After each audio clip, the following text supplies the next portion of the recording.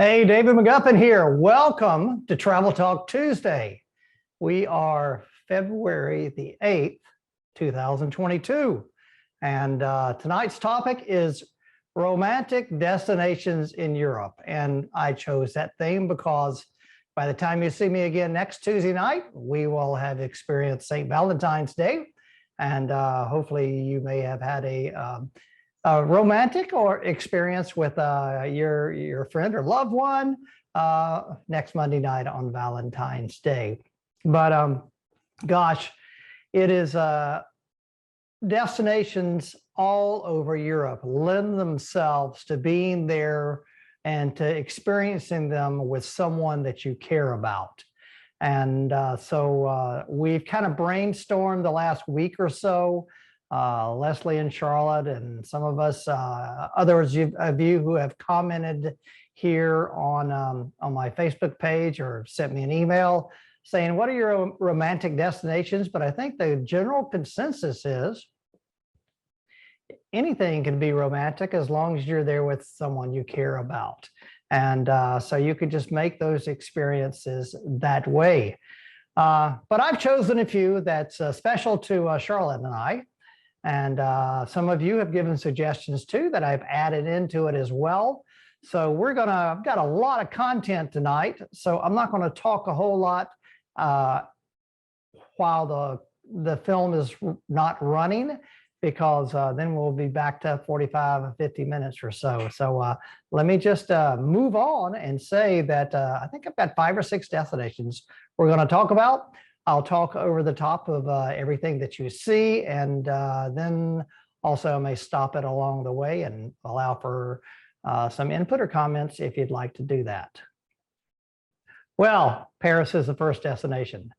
And as of New Year's Eve, 1999, the Eiffel Tower has been illuminating every hour after sunset for 5 minutes on the hour. And this, although that's not, I wasn't there that New Year's Eve, bringing in the new millennium, I have been there many, many times. And we always have a great experience. Now it's kind of dark right here, but we have a great experience. There you go. On this part, below the Eiffel Tower. And watching it illuminate 2 or 3 times. And the longer we stay there, the more jovial we become. So we always go that day and pick up a picnic. We go shopping at a little area, and everybody just buys a little bit of whatever, and then we all share it. And it's one of the great experiences in Paris. You think fine dining and everything in Paris is the way to go, but this experience, picnicking on the Champs de Mars, is one of the best experiences and most often talked about experiences that we offer on our tours at Paris. Oui, on a fait le Trocadero tout à l'heure, la ministre Trocadero, Trocadero l'apprend du but tourné de là-haut. This is my friends Esben and Ethel. They were there with me a few years ago, but so I'll try to get a few shots of people who love being together at nice good places. Morning from Paris. We've taken the Eurostar from London, and about 5:40 this morning we left, and now we're here in Paris about 9:30. So I'm talking, this is the one and only time I did a London tour that was 5 or 6 days in London, and we took the Eurostar train to Paris for a day. And we were in Paris for 12 hours. And then we went back to London. The train is really quick, 2 hours and 15 minutes from city center to city center. It makes a great opportunity to visit another country. But after that, I decided to start doing my London and Paris tours, 4 days in London, 4 days in Paris. But this is that one day, and it was a great day. Up at the Sacre, we've got about a little over 12 hours to be here in Paris and to see the city. So I hope to show you a little bit around on this whirlwind David McGuffin's tour of Paris. Hey, your adventure starts right here in Paris with David McGuffin's Exploring Europe.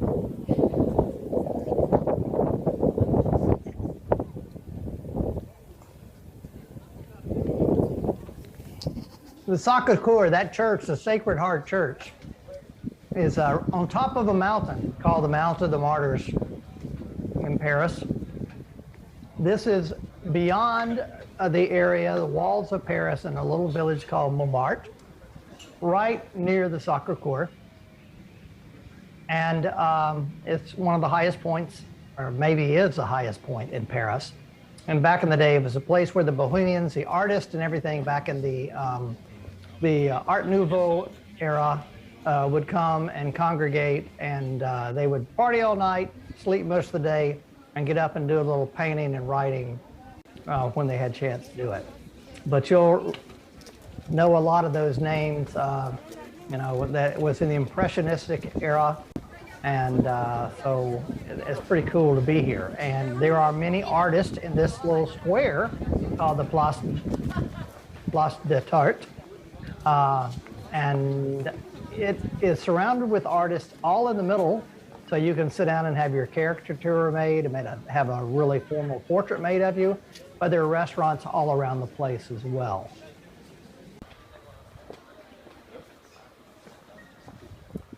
Now that's called a Moulin, a windmill. Since it's the highest point in Paris, at one point there were 12 or 15 windmills up here on this hill powering various devices. But the famous windmill you might recall is the Moulin Rouge, the red windmill of Paris in the area, which is famous for well, let's see. As you can see, we have made it here to the Trocadero with the Eiffel Tower in the background. Champ de Mars beyond that. Continuing our 12 hours in Paris theme, we've spent some time up on Montmartre, Sacre Cour, taking the metro down here to the Trocadero, and we're going to do a little stroll to the Champ de Mars, so park down there and grab some lunch. A great day here, beautiful weather, about 50 degrees. October the 29th, I believe, is what it is. So anyway, let's go take a look at the Eiffel Tower. This again is from the Champ de Mars, the park below the Eiffel Tower. As you can see, beautiful skies. You saw a young lady walking by with a umbrella there behind me before. It wasn't raining, but a lot of times the Asians, when the sun's shining, have umbrellas on as well. Notice that was no mask either, because that was in the days before COVID. This is Carlos and Brandy. This is myself and a couple of my band students years ago as we were doing student tours. Charlotte and I near Napoleon's tomb. Again, some of my groups picnicking on the Champ de Mars. Behind them is the military museum, the École Militaire. Another view of the tower, Tour Eiffel. This is an area of town not many people get to in the Marais district called the Canale Saint Martin. And it's just a beautiful place to get away from the hustle and bustle of crowds in Paris.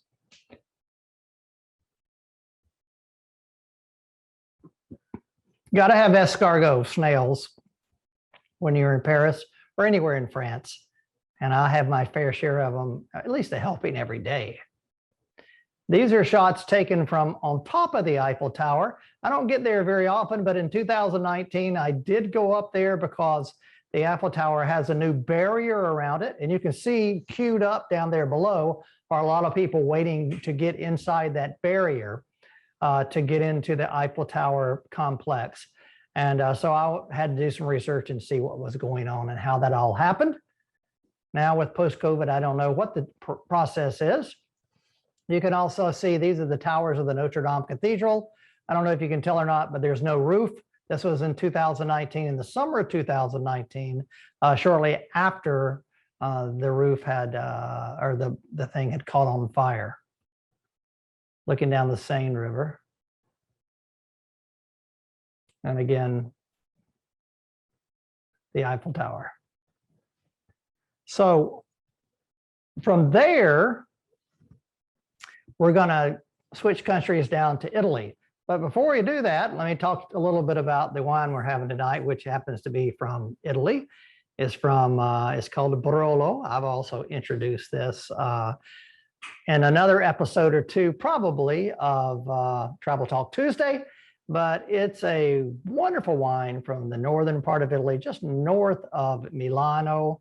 And it's a wonderful wine. It's going to pair well with the dinner we're preparing for Charlotte and I, and Leslie and Steve are going to have a sort of what I consider a nice romantic dinner of a steak and potatoes, asparagus, and then we got a charcuterie tray over here. And so we're going to have that after Travel Talk Tuesday night, along with some of this wine. So here we go to Venice.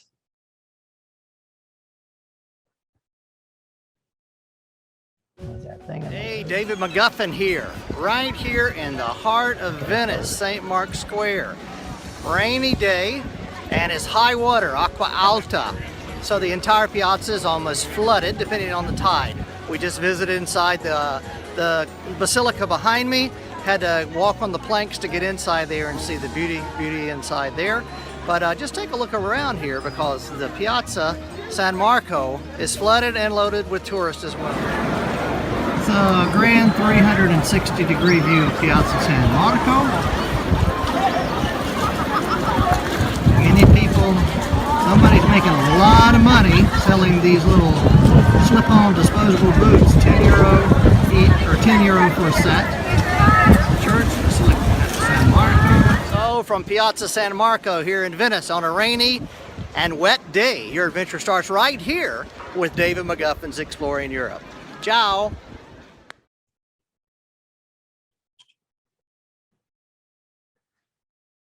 Okay, so we're in Venice. Fish is on every menu. And I feel like I'm right now on the gondola. I've been to the gondolas on the beginning. and Jeff set up there and talked about gondolas. Bravo, bravo, bravo. Bravo, bravo. This is the Grand Canale, the main street of Venice. You have to imagine that during a normal season for us it's very hard to cross it because it's too much busy.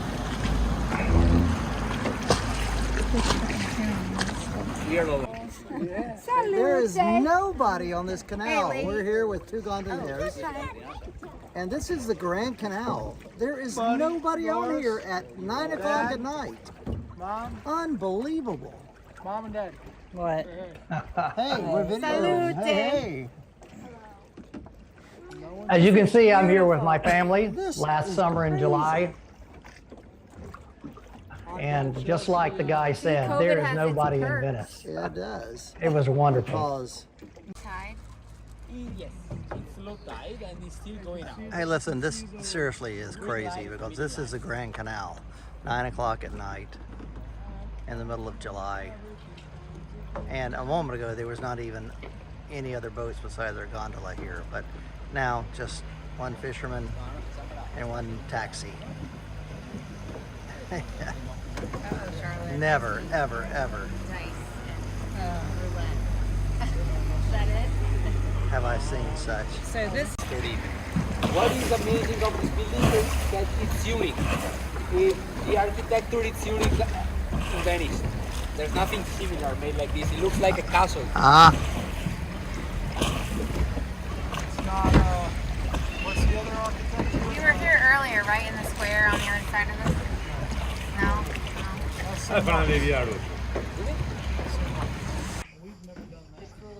So a gondola ride in Venice is a must, and especially if you're there with your very cherished loved one. You can put up to 6 people in a gondola for €90 in the daytime and €110 in the evening.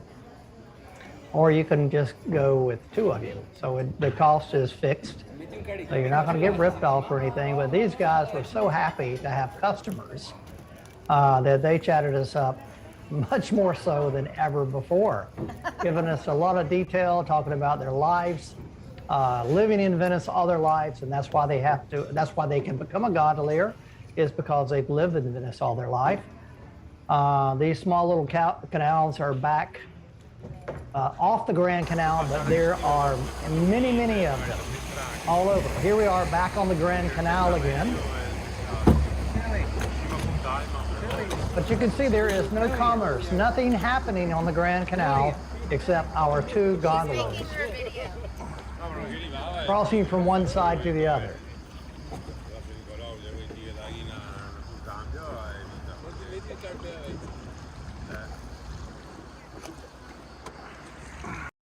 Twilight is beautiful, another fish dish. This is Venice taken from the Lido of Venice, the beach area of Venice. Hey, David McGuffin here, arriving in Venice. We are near the Santa Elena neighborhood and the gardens, the Giardini. And we're going to take a little walking tour that kind of wanders some of the back roads, back streets, back lanes, back canals, back bridges. We're going to take a little walk that wanders through the bridges and some of the islands here in Venice, ending up in Piazza San Marco. So I hope you enjoy this look around here. There's some of my group behind me.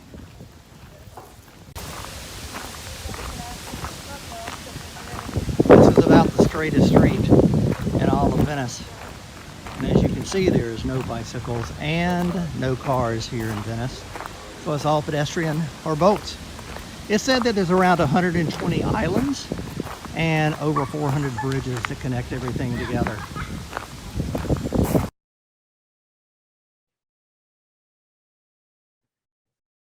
Let me stop here just a second and mention to you that I've been reading in the news and the updates from Europe, and especially from the city of Venice, that beginning pretty soon, right away, Venice is going to be charging a tourist tax for anyone who goes into Venice for the day. That means whether you get off a cruise ship, whether you come in from the mainland, ride the train in from the mainland, spend the day and leave. And I'm not sure exactly what the tax is, but it's somewhere around $12 or so, 10 euros, something like that. And of course, if you go to Venice and you stay in a hotel in Venice, then that tax is not imposed upon you. And we never go to Venice for just a day. We're always there at least for 2 nights. And so that's not an issue with our tours, but I hope that when tourism clicks back and there are, tens of thousands of people in the main square, St. Mark's Square, that it will kind of impact those people who are just trying to come in for the day. And I've talked to many, many restaurateurs and bar owners and everything in Venice. And they say, especially when the cruise ships come in, that the folks on the cruise ships, they have all their meals and all the snacks are offered on the ship itself. So when they go to Venice, they just come in, buy nothing, and leave again. So the commerce there is not really helping any of the local vendors at all. So anyway, we'll see how this city tax pays off, but I'll continue on. Let this run. I'll talk over these photos here. So there's a pool on a rooftop in Venice. Did you know that? And that pool is on the Hilton Hotel on the Giudecca Canal. And I stayed there one night just for the experience of seeing what in the heck's going on. And it was great. Here's another canal. We love to sit by canals and have drinks and eat. And it's called alfresco dining. And that was one of the places that we go and visit very often on the side of the canal. This is another fish dish with looks like mushrooms on it and balsamico. Hey, David McGuffin here in Venice on the Piazza San Marco at the Quadri outdoor cafe here. You can see the quintet playing in the background. What a great experience. A perfect way, I think, to end a day in Venice. Hey, your adventure starts right here with David McGuffin's Exploring Europe.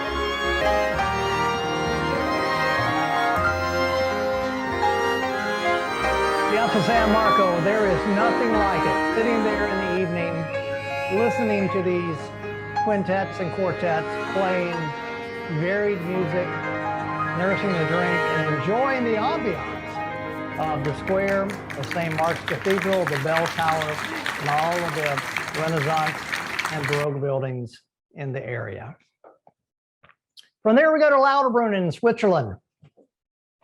Lauterbrunnen is not a very well-known tourist place. Hey, I'm about halfway through my trip that I call the best of Germany, Austria, Switzerland, and France. So we had the whole day today, perfect weather here in the Lauterbrunnen Valley. I squandered away the morning with doing some clothes and wash, and then decided to come on up this afternoon, take in the views and get a little exercise in the mountains. A fantastic place to visit here because everything is connected by trains and trails and lifts and cogwart railways and buses. So you can do as little or much walking as you want to do. As you can tell, I'm laboring uphill. Hey, listen, your adventure starts right here with David McGuffin's Exploring Europe.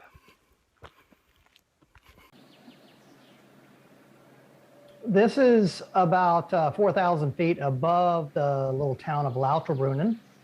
And we go to take a cable car lift up to a place called Rouge, and then take this train, which is a little narrow gauge train to the village of Wengen. And then from there, you can go up to high mountaintops like the Schilthorn. On the other side, you can go up to places with the 3 mountains, huge mountains with glaciers on them as well. This is the Lauterbrunnen Valley in the town of Lauterbrunnen. There's a fall called Trommelbach Fall. Here's a Alpenhorn. And listen, they're actually in tune with one another, doing a really good job. And then you got the flag thrower out here, throwing the Swiss flag. Heaven forbid he drop it.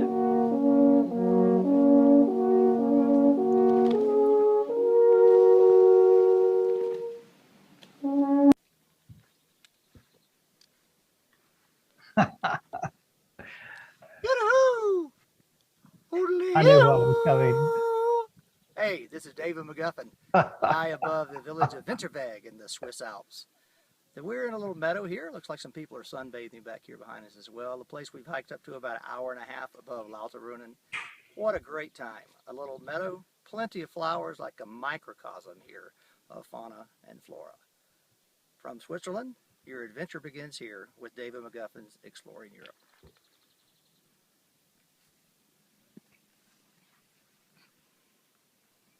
I think this is from like 2003 or 4. I looked quite a bit younger there. All right, Cuddy, it's got to be in with that. And there's Charlotte and I don't know. I'm glad she didn't see this because she would not like the look on her face. But anyway, from Lauterbrunnen, we go to south across the Alps to Bellagio. Bellagio is on Lake Como. We're up in the Alps. We're driving down this very, very crooked road from St. Moritz down to Chiave into Italy. And you can see probably going beside me, this looks like Christmas. There's snow everywhere. We were up over 6,000 feet. The temperature this morning was, what was it, like 8 degrees? 4 degrees. It was very, very chilly, but it was just beautiful, pristine place to go and to stay overnight. St. Moritz is a resort town and was just beautiful. Look out here in front of us. We're driving down this road. It's a little bit of the scenery that we have. Here's my GPS unit too that we've just purchased. It seems to be helping us out a lot too. But this is going down into Italy. There's an old church right there. That was in the day when Garmin GPS was brand new. So anyway, just to give you a little perception of what this adventure is like for Charlotte and I. A little town that we're coming into. Every one of them have a church and a bell tower, and you can see that the snow is piled up. I think it just snowed 2 nights ago, so it's piled up, and they do a very good job of clearing the road. But it's very interesting the way this looks here. Hey, we made it down back to Lake Como, which is where we are now. We're on a ferry. Behind me is the town of Verona, where we stayed a couple of nights ago.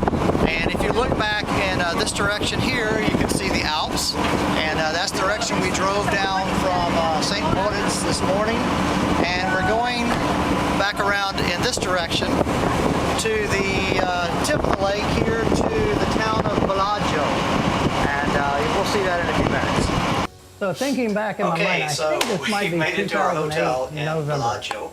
And this is the Hotel Bellagio, and we've got a double bed.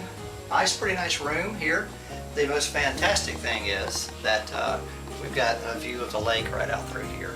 And it's not a bad deal either. About €90 is what we're paying for this. That window so far, this is the best automatically would hotel roll we've down. stayed at You had in the the last whole 3 thing nights. So we're gonna go get some pizza or something for lunch.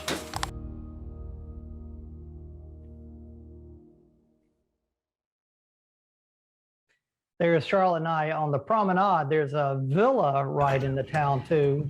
Hey everybody, David McGuffin here on Lake Como up in northern Italy. We've rented a boat for the day for about 4 hours. Not in November. And we've been It's in just July. kind of putting around the lake, having a great time. We've picked up some sandwiches in one of the villages, and now we're out here in the very middle of the lake, kind of halfway between the town of Como and the Swiss Alps up to the north behind us.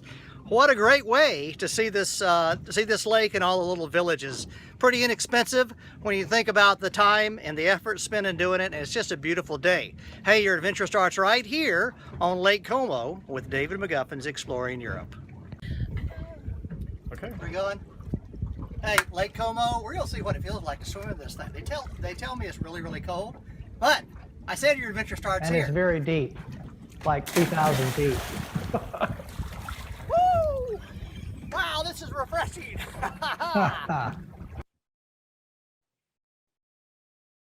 Charlotte got in as well. We were there with our friends John and Audra Dupuy, and these are my friends in the front, Byron and Laura Edgman. Here are Ernie and Debbie Veal, who've been to Bellagio with us. Just showing you, it's Laura and Byron said it is a romantic destination for them. You can sunbathe here. This is me. There's Laura and Byron with me. The first time I ever met them on one of my tours. And a Campari Spritz on the lake. Nothing gets better than that. Except maybe with Charlotte. Hey, David McGuffin here. And today I am in the perfectly charming city of Bellagio, Italy, up on Lake Como. And gosh, this is the perfect place to just while away a few hours, enjoy the lake views and the mountains, the foothills of the Alps, do some shopping along the streets, maybe look for a nice scarf or a silk tie. This street here at the top of town is known as Via Garibaldi. And let me just spin right around here. You can see just over my shoulder and down the hill, the lake and the mountains in the background. It's just beautiful. So hope you enjoy this little look around Bellagio here on Lake Como. If you Google Lake Como Bellagio, this street is one of the quintessential pictures you'll see all over the place. And so look at all these people taking photos. Let's see what the big attraction is here. So this one girl was taking up all the real estate.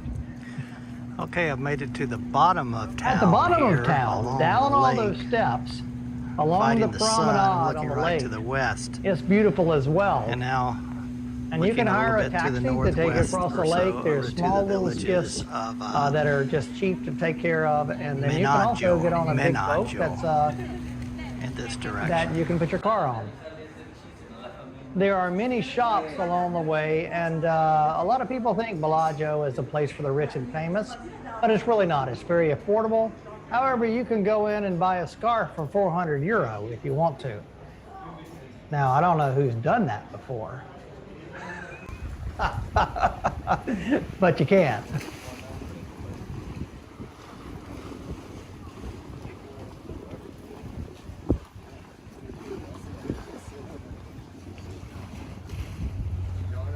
This is a promenade. You can see the girl there. Well, I hope you've enjoyed this look around Bellagio here on Lake Como. A beautiful place to come and spend a few days. Hey, your adventure starts right here with David McGuffin's Exploring Europe. Ciao from Lake Como. So just last month, or in December, 2 months ago, we were in Poland for the very first time. We spent 7 or 8 days there. We went to this place called Zakopane, and it was on the border between Poland and Slovakia. It's a great place. Look at there, I got snails there one night. Charlotte and I just had a great time in this winter wonderland. First night there, we visited this restaurant that I looked up on online and had great reviews, and perfect steak. Look at that thing. Big T-bone steak, very good potatoes, cooked just right. And it could not have been a better experience. Boy, I hope what I cook tonight can look like that. I don't know if you see that plus so we 100. just had dinner. That's right their down here currency past there. these blinking Christmas trees. The snow has been falling for the last hour and a half or so, and everything is covered in fresh powdered snow. We're having a great time here in Poland. What's the name of this town, Charlotte? Oh, wait a minute. Zakopane. Zakopane. And we've happened here in a winter wonderland, and we're looking forward to spending another day here. I don't know what we're going to do, but we'll find an adventure because it's just a great place to explore. We were in Krakow earlier the last couple of days, and several big cities along the way. It's nice to be in a small little village right now. Your adventure starts right here with David McGuffin's Exploring Europe. I'm not getting any. Look this way. The next day, we went up in the mountains and had an How's the actual song go? sleigh ride. Dashing through the snow in a one-horse open sleigh, o'er the fields we go, laughing all the way. Bells on bobtails ring, making spirits bright. What fun As you it can is see, to it was not ride and smooth. sing a sleighing song tonight. Oh, jingle bells, jingle all the way. Oh, what fun it is to ride on a one-horse open sleigh. Jingle bells, jingle all the way. Oh, what fun it is to ride in a one-horse open sleigh. Hey, Merry Christmas from David and Charlotte McGuffin. Your adventure starts right here with David McGuffin's Exploring Europe, where you've got a real sleigh ride going on here. Never done that before. We've had a buggy ride with wheels on it, but this is a real live sleigh ride with a horse and an authentic driver.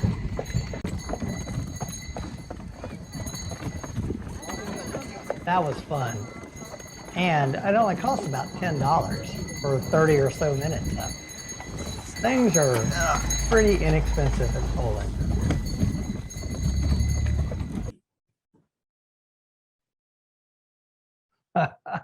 There we are, the only photo we have in the whole sleigh.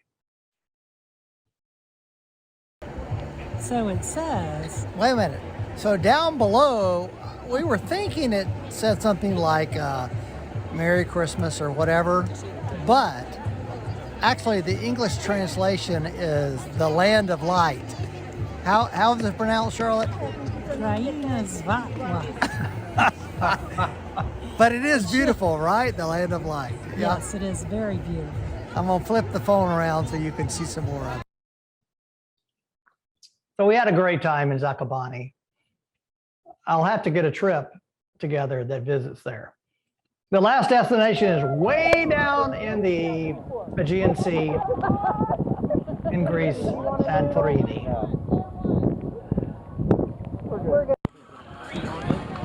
This was Okay, wait, this video. it was June this year, or June last I'm not year, gonna jump across there. we were fortunate to get into Greece and had a couple of groups go in there. And this, we took a sunset cruise that was just phenomenal.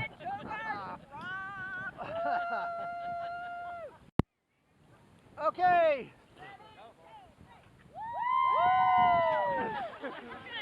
Everybody except one young lady had a partner with them, a married partner with them. And I can tell you what, even with all of us there, it was romantic. I guess we're too. Still, it was a great experience. This is in the caldera of Santorini. The crater of the volcano that blew up centuries ago. We're in Santorini and on a cruise with 14 of our friends here. This is right here. Cruise. We got a 4, 5, 6 hour trip around the caldera here in Santorini, and we're on the red beach right now. Let me just turn around and let you look at that. So you can see this volcanic rock is all red, and there's a beach that's got red sort of sand on it. I think we're gonna jump in the water right here and take the plunge. Okay, let's see what happens.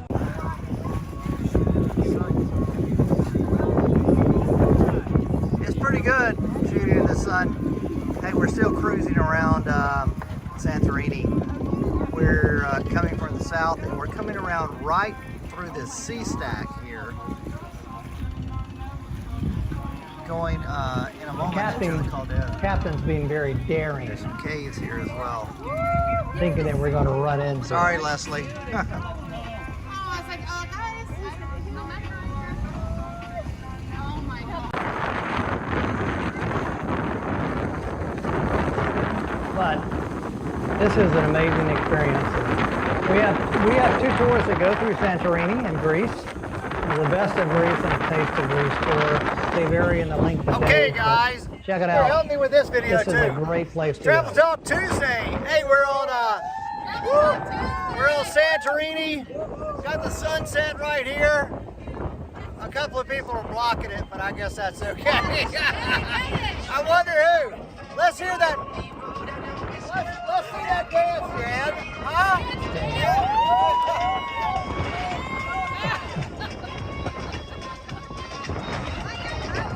We have fun on these trips.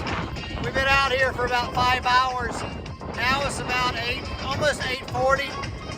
Sun setting across the Aegean Sea.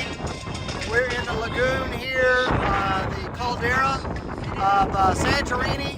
The village of Ia is just right up there on the cliff. And we're looking out here to the sunset going down really soon. Hey, what an adventure we have. What an adventure we have. Your adventure starts here with David McGuffey's Exploring Europe. We're going to watch the sun set into the Aegean Sea.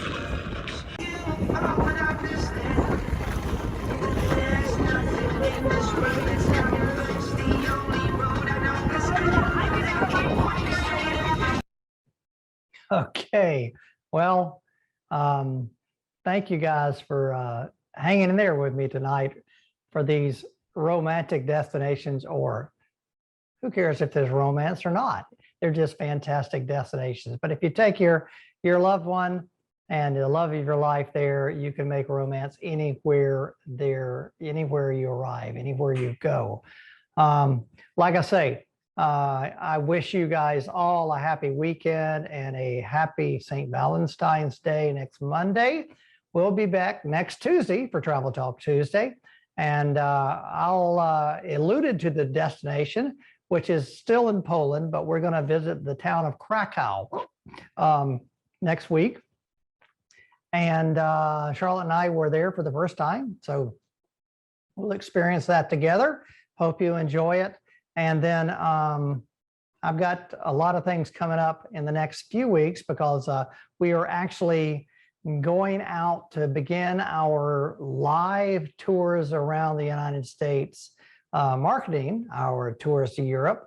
And so in 2 weekends from now, on the 19th and 20th, we will be up in Chicago at in the suburb town of Rosemont at the Travel Adventure Show there, selling our tours, hopefully, and talking about our tours I'll even have a moment, 30 minutes on stage to talk about what life is like now traveling in Europe. So we'll try to do some filming on that too and share it with you as well. So I guess that takes care of everything. So for right now, we're gonna start getting our steaks on the grill and have our dinner right here. But thank you guys so much for being with us tonight on Travel Talk Tuesday. We'll catch you next week. Your adventure starts right here with David McGuffin's Exploring Europe. Now, Leslie, it's your turn to turn me off.